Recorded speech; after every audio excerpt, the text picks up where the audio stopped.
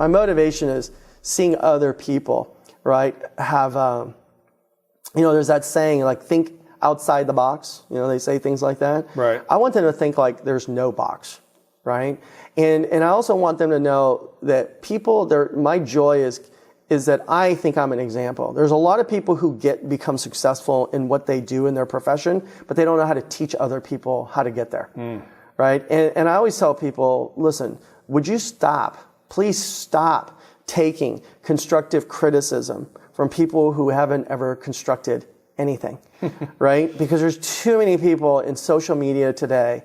They will stand in front of a nice car. They'll stand in front of a big home, and then they'll stand there and go like this, right? As if it's their own. Right. Does that make sense? It's a rental. Yeah, it's a rental. It wasn't even there. It was somebody else's car, and they took a photo of it, and they said, how would you like to live like this? Right. Well, how about the people who are actually posting that? How would you like to live there like that? There are services that do that, I guess. Yeah, I just heard that the other day, yeah. It's a charade. It's such nonsense, this world that we live in today. And for me, I am living that life. And there are many people in WFG that are living that life. You look at people say our company is really screwed up. And I said, in what way? If that's true, then why is it that the 5, 6 co-founders, guys like Rich Thawley and Monty Holm and Jack Linder and, some of these other Swan Wynn, right? Where they have been happily married, most of them all for 25, 35, 40 plus years. Okay. You look at their children, right? And their children are amazing examples, right? Sure. You look at their spiritual life and they're all so faithful. They're men and women of just faith, and they built a business. And then what's amazing that we don't brag about is how much money these people have all given away. Right? To nonprofits and philanthropy and everything else. So we don't go out there and flaunt what we make, but we also don't flaunt what we also give away. So, some people just don't want to live that kind of a life where they're out there in the public eye. There's a lot of multimillionaires and even billionaires. There's a lot of them, but they don't go out there. They're not on social media. You don't see them flaunting their money. Sure. Okay. They just want to live a private life. So, yeah. What's your favorite rags to riches story in WFG? I think my favorite rags to riches story would be, there's so many good ones. There are, yeah. There's so many good ones. But if you sit there and you think about Jamie Villalobos, right? Right. Jamie grew up in a small town, in Medicine Town, Montana. I think it's Medicine Town, something in Montana. The entire town population is less than 400. Wow. Okay, everybody knows everybody, right? Dad worked in the mines, right? Mom did everything she could to make money for the family. She is one of 6 girls. I mean, that's a tough thing, sure. And then as she's getting a little bit older, she's starting to realize that I've got to help this family. I got to help somehow. I got to make some money. And she finally has the courage to leave that small little town where everybody knows everybody, right? And I actually went back to that town with her one time, and I came back and I told people that I had actually met, the local principal, the school. I met the bailiff. I met the sheriff. I met the plumber and the fireman and the police officer. And they said, John, you were only here for a few hours. How did you meet all these people? And I said, it was the same guy. That's great. Here's a guy he's wearing multiple hats, right? It's a small town, right? So, no, I'm kidding. And she gets the courage and she comes to the state of California. And she doesn't come, and state of California in itself could be a whole country of its own, sure. Right? And she comes to the big city of Los Angeles. And she goes after her dreams. You know what I mean? And she was pretty young when she did it, wasn't she? She came here when she was 21 years of age. Wow. Now remember, she's got no college degree, okay? Welfare, the whole 9 yards. And now she's living the dream. In California, you'd be lucky if your property line is 15,000 square feet. Sure. She's living on, I think, 7, 8 acres now. She's still very young, right? Yeah, she's super young. She's only, maybe 40 years old right now, because when she started when she was 21, and she got started when my daughter was just born, and she's now 18. So we go 18, 21, makes her 38, 39 years old. So she's a young person, sure, yeah. She's still super young, right. Especially with the way our mortality is today, right? I mean, people used to die in their 50s and 60s, you know.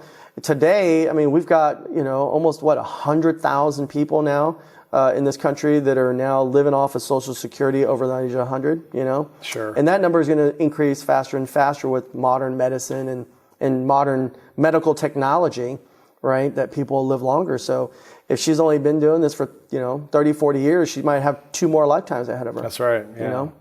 What do you think is the most misunderstood aspect of WFG? I think the most misunderstood is they think that it's MLM. They think it's a multi-level marketing operation. But it really is, right?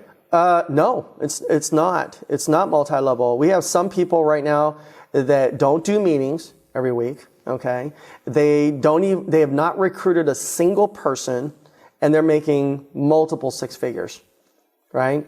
And so here's a person who's making multiple 6 figures. And they're an individual financial professional that has never attended a meeting and never, ever recruited a single person. They're just selling. They're just selling. Okay. Like the traditional financial service industry, right? And when they think that it's MLM, I'll say, well, why is that? And they say, well, because you're recruiting people.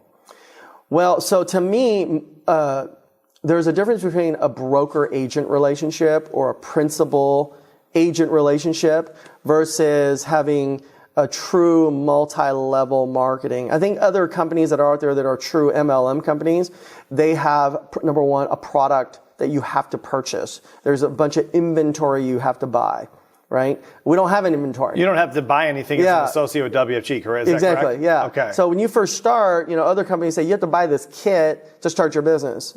And it's a kit of products that people can actually touch or drink or apply or consume or whatever. When someone starts with us, there's no product that you have to buy to sell. All you need, in the old days, we used to say all you need is a black pen. And in this day and age, we don't even need that, right? Everything is electronic and you do it on the internet now. Sure. So we're pretty much gone paperless. And so my question for them when they say it's MLM, would you say that RE/MAX Realty is MLM? Right? And they'll say no. And I said, well, why not? Because, when you go to a RE/MAX office or a Century 21 or a Keller Williams, right?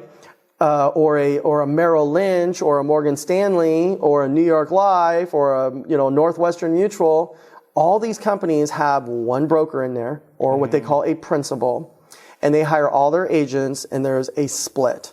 Whatever that split is. So let's say at Century 21 or a RE/MAX, there's a broker and an agent. So if the agent starts off with no experience, they're coming in, they just started, they might start off at a 30, 40% contract. And let's just say it's 40, then the broker makes 60%. The broker holds that agent's hand, right? As they get more experience, then they go to a 60, 70% contract. Now the broker makes a little bit less, right? So if they're really experienced, they might get a 90% contract. Now the broker makes what? 10%. So is that multi-level marketing? Or is that broker agent? It's a broker agent relationship. But when you get more than 2 levels, wouldn't you consider that multi-level? Well, let's see. Like if you go to certain RE/MAXs, there is the broker, okay, and then they have a sales manager, and the sales manager is managing 5 or 10. Now, whatever those 5, 10 agents are selling, the sales manager also gets a percentage. Is that multi-level? Sure, I would say. Okay, so in that case, if it's multi-level, people are being paid, at least compensation-wise, it is. Yeah, exactly right. Yeah. But it's not the true multi-level that people think it is. For instance, like where it's a pyramid type of multi-level. Well, how would you describe WFG's compensation structure? If you say it's not multi-level, how do you describe it? Well, I think it's more of a broker-agent relationship, right? So we have people that can come in and just become a producer. And they actually have a producer contract. So they come in and they don't recruit anybody. They don't, mentor anybody. They come in, they get a high contract, and they sell just like the traditional industry does. Okay. So if you ask that person, are you involved in MLM or multi-level or, they'll say, I have no idea what you're talking about. And they really mean that. They don't know anything what you're referring to, what even an MLM is. So they're going to say no. But that's how people perceive our company, is they think we really are. But that's why I say we're not. You know? So, for instance, I have a friend who's a jeweler, right? And he sells diamonds and rubies and all that kind of stuff, right? Gold. And so he was telling me that there's a retail store. Then above a retail is a wholesale level, and then above wholesale is a distributor, and then a distributor gets it from the digger or the manufacturer or the miner. Sure. So my friend is a miner. So they go out there, they dig for all the jewels, all the goods, right, all the gems, and then they sell it to the distributors. But when they do, there's a markup. Sure. And then when the distributors sell it to the wholesalers, there's another markup. And then when the wholesalers sell it to the retailers, there's another markup. Right. So there are 4 levels there. So is that multi-level? I would say yes. So then, technically, okay. Yeah. So in that standpoint, yes, then we're just like them. So, but isn't that American business? It really is. Yeah. Right. So then, so it's interesting that all businesses are that way, right? So if you're going to go sell Anheuser-Busch, right, and you want to sell a can, right? You got Anheuser-Busch who sells it, but they sell it to a distributor. Right. The distributor sells it to what? A wholesaler. Right. The wholesaler then goes and sells it to a retailer, and then a retailer goes and sells it at a liquor store. Right. Right? The little mom and pa, liquor store or sundry store or whatever you want to call it. Sure. So now we've gone 5 levels. So all businesses are multi-level. It's American business. But it's interesting that people pick us out and will say, hey, you guys are multi-level. Well, so is all business. Good point. Yeah. Well, what's your best advice, John, you could give someone that maybe they just saw a BPM, business presentation meeting, or someone presented WFG to them, they'd never heard of it before, they're a little anxious, they're not sure, they've read some things on the internet, the crazy stuff we've been talking about. What's your best advice after all the years and all the success you've had in WFG? What would be the best advice you could give that person? So I would tell everyone that you have to find out for yourself. Right? So I've had so many people tell me, hey, John, you know that guy, Bob, whatever, Smith? Okay. I hate that guy. And I said, just because he hates that person doesn't mean I'm going to hate that person, right? I've had somebody say, hey, did you see that movie XYZ? No, I haven't. Why, did you? And he goes, oh, it was the worst movie ever, right? Or, hey, did you go try out that restaurant? Oh, they got the worst food and service. And just because you go to a restaurant and you had a bad server doesn't mean that the restaurant is all bad and you should not go to that restaurant. Sure. Okay, there's terrible food servers and there's also some great ones out there. Right. And so I always want to find out for myself. I've actually had people tell me that it was the worst movie ever, and I went and saw it and I thought it was one of the best movies I've ever seen. Okay. Right. And for instance, I told somebody you should do a movie night with your family and go back to the old school Wizard of Oz. Yeah. Does that make sense, right? Because Wizard of Oz, they say, oh, that was such a stupid movie. It's like, oh, that was one of the best movies I ever saw. Sure, yeah. Right? And isn't it interesting that people will say, even us, that we recruit people, but everybody was recruiting, right? I mean, the military is always recruiting. Boy Scouts are recruiting. Churches and religious groups are recruiting. Sports teams are recruiting, right? And even Dorothy was a recruiter, right? In The Sound of Music, right? I mean, not The Sound of Music, in The Wizard of Oz, right? Exactly, yeah. And she basically went out there and recruited 3 people, didn't she? Very strange recruits. Yeah, very strange, right? Very bizarre, right? Yeah, she recruited them, yeah. So she recruited a Tin Man, right? A lion and a scarecrow who had no brain, who had no heart, who had no courage. And we're going to recruit people like that too. Right? And look at the end of that, what do they want? They wanted to go home. That was their dream, was to go and find the wizard so that she can finally go home. Right? And so everybody's got a dream and everybody's a recruiter. Even Jesus was a recruiter. Right? Jesus, I mean, he went 12 wide. Right? I mean, and he's got a pretty big organization now. Does that make sense? Right? Or hierarchy, if you would. Right. So I would tell everybody, look, you got to find out for yourself. You don't know. Don't take someone else's, especially from a broke person, from someone who hasn't even, discovered on their own what it's really like, right? Go and find out for yourself. Because I did, right? Everybody all told me, parents, right? Relatives, aunts, uncles, the dearest, closest friends of mine that I thought were brothers from another mother, all said, John, don't do it. Don't. You're crazy. And what if I listened to them? Where would I be today?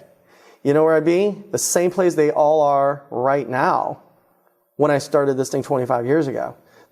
My friends are exactly where they are 25 years ago.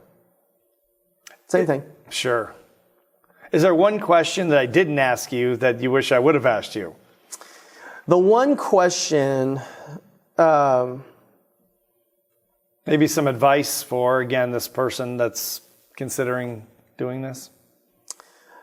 For somebody who's doing this, I say get in there, find out for yourself, and don't give it 2 weeks, don't give it 6 weeks, don't give it 6 months, okay? You got to give it 2 years. You got to give it 2 years, right? And you're never going to get good at anything in 6 months. Sure.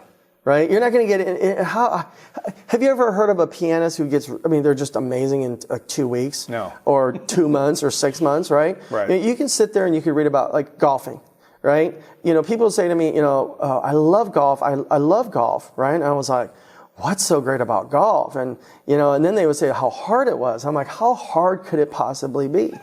Right? All you got to do is just take that little stupid white ball and put it in that little hole. Hit the ball in the hole. What's the big deal? Yeah, it's a piece of cake. Yeah. Like anybody can do that. Right. Right? And so I went out there and I actually did what? Took up a club and I saw that white ball and I swung and everybody looks up, I'm including myself, and we look up and we're like, where'd it go? And my buddies look and go, hey, Shin, look by your feet. And I look down and the ball's still sitting right there, right? It had not gone anywhere. And I didn't realize how hard it was to hit a little ball. Well, eventually one of my friends said, John, keep your eye on the ball, right? And hit the ball. And I was totally focused on this ball. I'm staring at this ball. And next thing I know, I swing, I hit the ball, and it rolled literally 30 feet. And I thought to myself, why can't I get this ball up in the air, right, and drive it 100, 200, 300, 400 yards? And I hated this game. I mean, I don't understand when people say, oh, it's so enjoyable. There's nothing enjoyable for golf for me where my blood pressure was elevated. I was pissed off. I'm angry. I hate this thing. I literally had poor sportsmanship and I chucked my golf club, right? So what did I have to do? I started to read books. How do I golf? How do I golf? How do I get the best? I started to watch videos on YouTube and how do I swing? How do I swing? And everybody, switch your weight this way and do this and do that and bring the shoulder down. And I was like, great. Well, guess what? I went out there, brought the shoulder down, shifted my weight, did all the things that the videos were telling me, but I still wasn't very good. So what did I have to do? Well, what I had to do is go out to the driving range, okay, and have 5,000 balls and whack it 5,000 times, week after week after week after week after week, over and over and over and over. And then guess what? I got a little better, right? And then eventually, as I practiced my skills, I started to get better at what I did. And so everything is you have the gifts. There's a girl named Jessica Cox, and this girl was born with no arms, okay? So imagine now being born with no arms. And I had an opportunity to sit with her. And halfway through our interview, she says to me, can I get a soda? And I said, a soda? And so I turned to one of the guys and I said, can you guys go grab her a soda? And they get her a drink, they come back.